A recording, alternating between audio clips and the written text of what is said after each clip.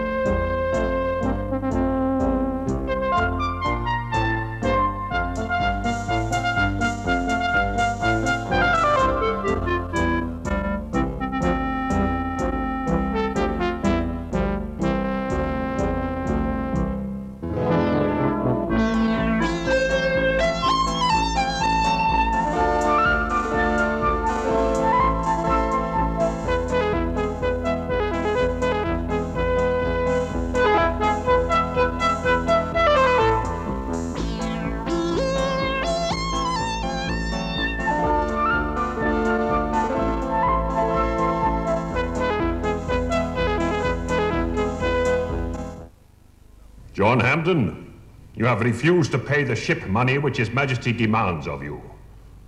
You say that without Act of Parliament the King may not command payment. Now hear the verdict of this court. No Act of Parliament makes any difference. You will be imprisoned and you will pay. And all the others that refuse to pay shall pay. No Act of Parliament makes any difference.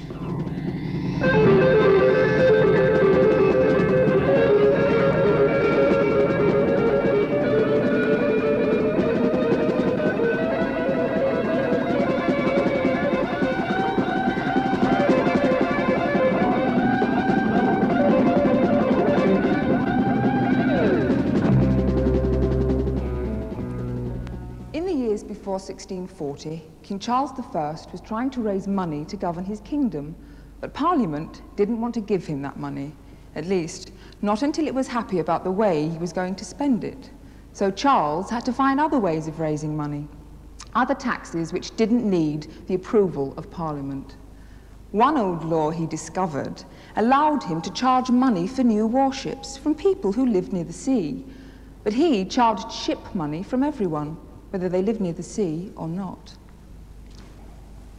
This man, John Hampden, refused to pay, and he was sent to prison. He became a sort of national hero, and today his statue stands here, in the Houses of Parliament. But many men refused to pay ship money, men whose names are long forgotten. I won't pay without an Act of Parliament. No Act of Parliament makes any difference. You have to pay, Nathaniel. Get out. Get out! Look, everybody has to pay. We both know that. I'll not pay! And if I would, I could not. Sir William Tidyman has told me this. Unless you pay within 7 days, I must make moves to sell your property and take whatever money it may fetch. Take? Yes? Well, take this then! Oh, no! Nathaniel, no!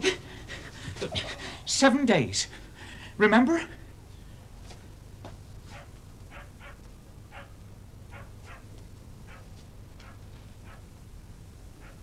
Don't worry, Nathaniel. The Lord will provide for us. You'll see.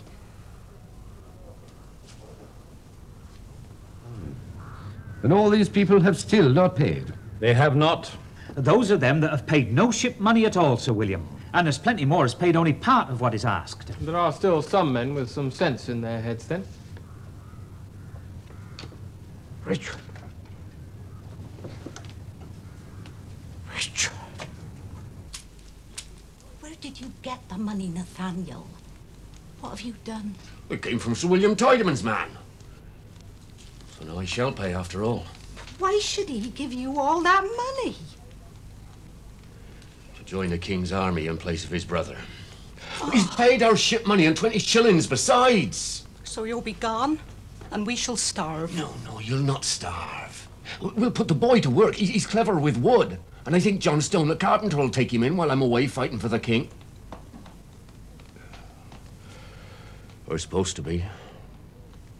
Supposed to be? This army's supposed to force the King's new prayer book on the Scots. There's plenty like myself being taken in the ranks who like neither king nor prayer book. Who knows what we shall be fighting for ere long. Oh, please take care. Take care what you do and what you say. Don't worry for me, Elizabeth. The Lord will provide, eh? For you and Robert. Is John Stone still there? He's waiting outside, Father. And there's a boy with him, too. A boy? That'll be the Mosley boy. John Stone's taking him to apprentice, Sir William. Elizabeth Mosley's son. Yes, Master Hammond. John Stone. There. Now you, Nathaniel.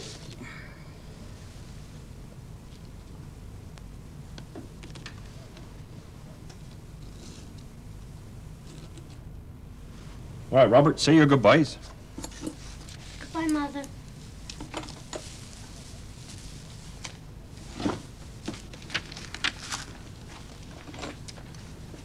Oh, come now, let's have none of that.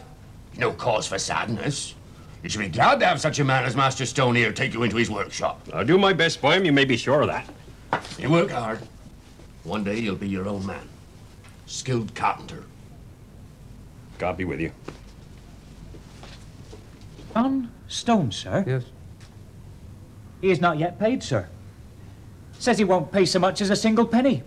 Oh, well, I've business with John Stone. You may leave him to me. Now you go back to these others and tell them at their peril to pay the money they owe. Yes, Sir William. And this time tell them that the church orders them to pay. Oh, I told them that last time, sir.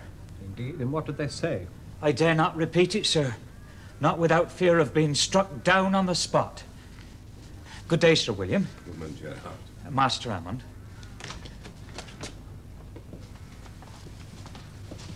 Ah, John! Sir William, Minister. Is this Robert? Yes, sir. You may leave us, Richard. Please.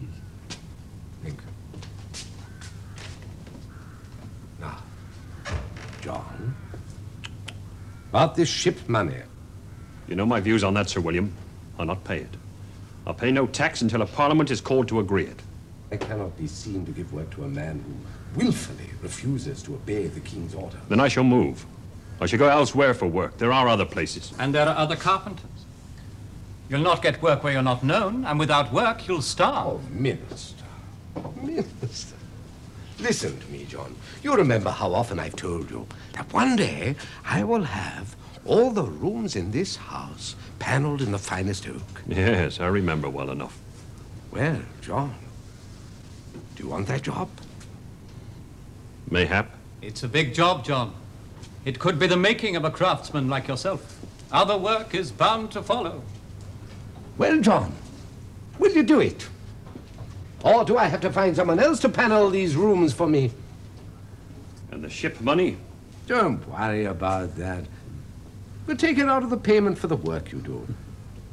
Before you leave, that chest you built for me, well, the lid's broken. Will you look at it now? As you like. Oh, I'll see to Robert, John. Leave him with me. Come along, Robert.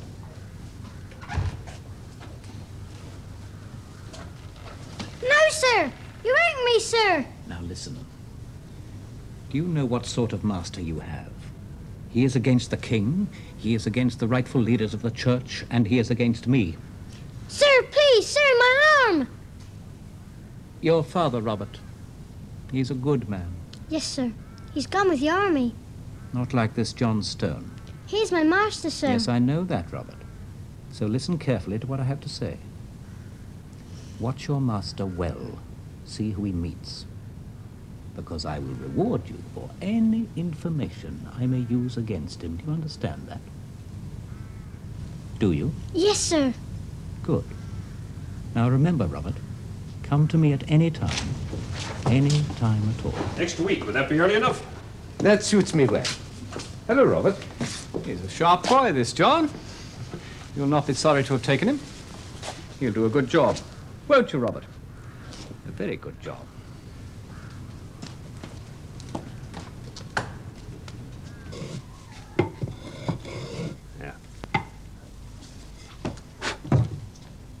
Very good. Now fetch me a piece of panel from that pile.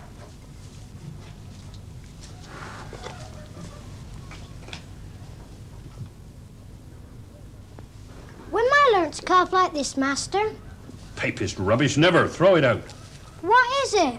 It's from the church. My father tore it out when we got rid of all the old superstitions. Now the Archbishop wants to bring them all back again and give the church back to the priests.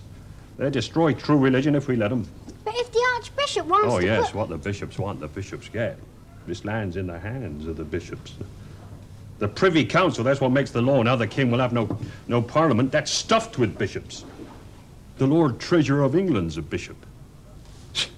There's one Archbishop of Canterbury keeps the king in his pocket and takes him out like a dole to do what he will with him. The king says he's answerable to God alone, but for him, God speaks through the bishops. I will have no bishops in England. Well said indeed. But I advise you not to speak out so loud or so strong, John Stone, or the bishops may cut out your tongue. What are you doing here? It's too late to be so secretive. There's no spies out there. But there's one in here. One here? What do you mean? What do you think the Reverend Hammond was saying to that young boy of yours yesterday alone in my father's house? Young Robert here was being told to spy on you. Weren't you? Weren't you? Well, Robert? Yes, sir. Master Hammond said that I should listen to what you said, so that I might tell him if you spoke against the king. Hammond. Well then, Robert, there's the door. You just go ahead and tell the Reverend Hammond what you've heard here today. No, Master. I don't want to. I don't like Master Hammond. He frightens me. I want nothing to do with him, sir.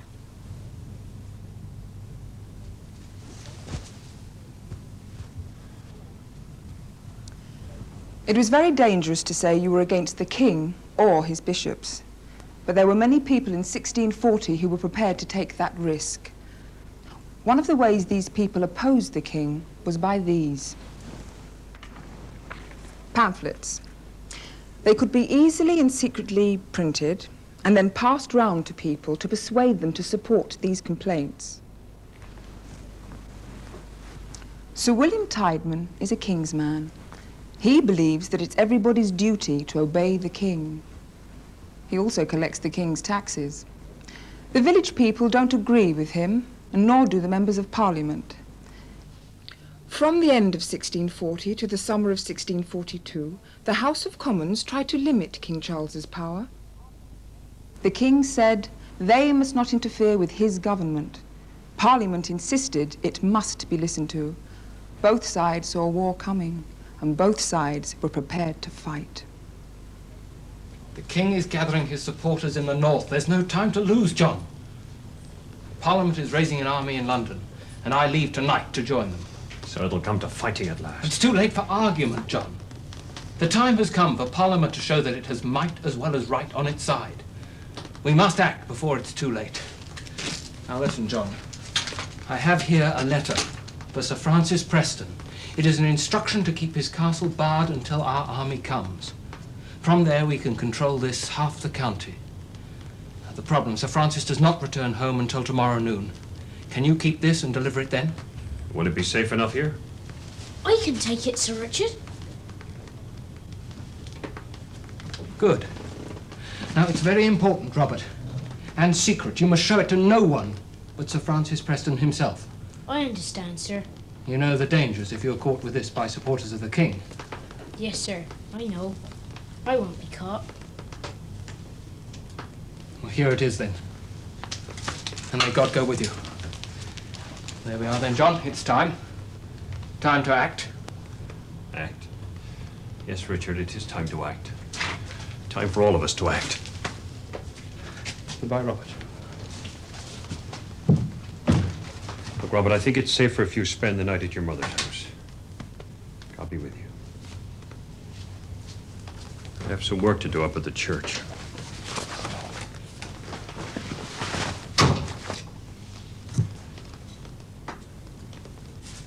Time to strike the first blow. so tired. I don't wonder. You did nothing but toss and turn all night. There's something wrong, isn't there? Wrong? No, nothing wrong. Here. There he is. Hold him. Come here. Come here. What is it? What's going on here? Keep away, Elizabeth. He knows all too well what this is about, don't you, boy? Get off, you're hurting me. Leave him alone, he's done nothing. Nothing. He's done plenty up in the church. You go look for yourself. Church? Yeah. What's happened? Sacrilege. That's what's happened. Candlesticks smashed. The altar cloth ripped. The rails pulled out and burnt. I didn't do it. Ah, who did I that? don't know anything about it. Don't lie, boy. You were seen coming along the lane from the church last night after dark. I'll get the truth out of him, Master Hammond. No, listen. After dark, you say? He was seen coming from the church after dark? He was. No, that can't be true. And why not? He was here with me at least an hour before the sun went down. Whoever says they saw him are mistaken. Or lying. And as a good Christian woman, you can swear to that. Swear? An oath on the Bible. Yes, I'll swear. Come then. Here is the book. Swear, Elizabeth. No, let me swear. Here, come back here, boy. Come here. Here, give me the book. I'll swear. I swear on this holy Bible that everything I've said here this day is God's truth. Or God strike you down. Or God strike me down.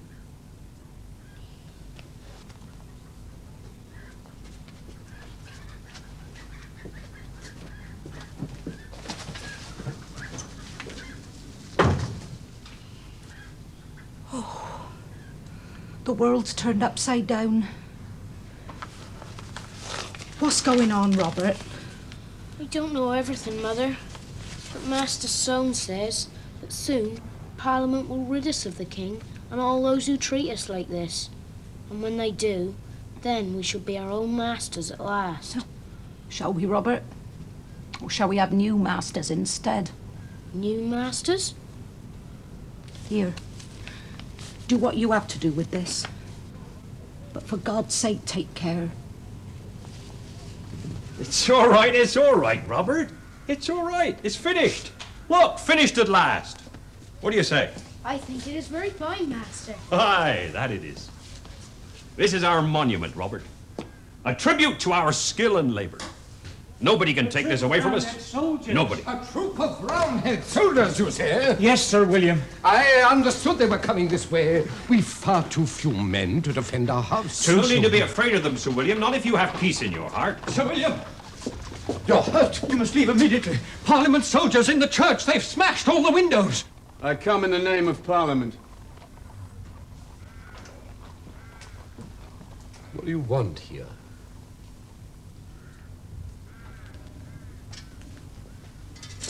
Sir William Tideman. I am. Lieutenant.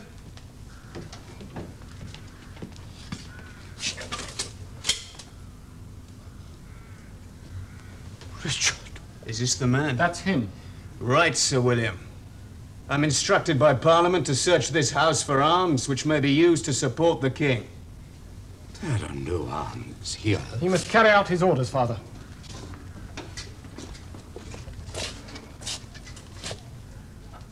You two, tear this paneling down. No! Stand back! Who is this?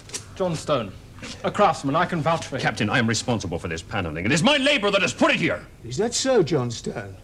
Well, it's our labor that's going to pull it down again. It could hide a secret store of arms. Carry on. No, Captain, wait. There are no arms behind those panels. I can swear to it. Do you expect me to treat this king lover's house differently because he's your father? No. Good. Because I won't. Rip it apart. No, leave it! Leave it alone! No!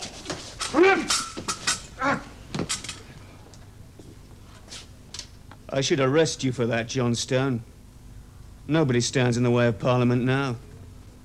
Nobody. Well, what are you waiting for?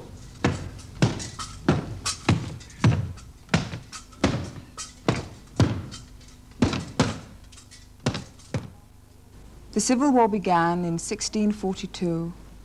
It was the start of a terrible conflict which was to affect everyone in the country. It split families and was to see brother fighting brother and father fighting son. And tragically, this violence was to last for the next 4 years.